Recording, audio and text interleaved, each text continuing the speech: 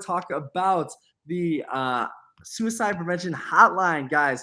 If you or someone you know is in crisis, hey, call it 1-800-273-8255. I just want to walk you through what it's going to be like. You're going to hear some music. Someone's not going to answer the phone right away. That is okay. You're not in the wrong spot. They're just connecting you with a local person.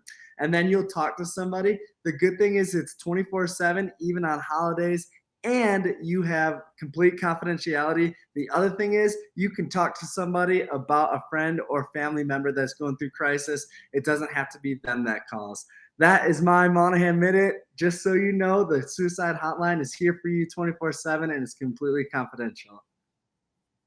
Monaghan, on that suicide hotline, since we're talking about the mental health of everyone, do you have to be basically at that point, or can you call preemptive? That is a great question, Rubio. Oh, you know, you don't have to be a complete crisis where you may be ready to do something that you might regret. You can be, just going through it, needing someone to talk to.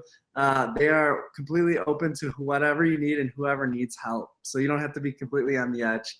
Just call if you're feeling funky.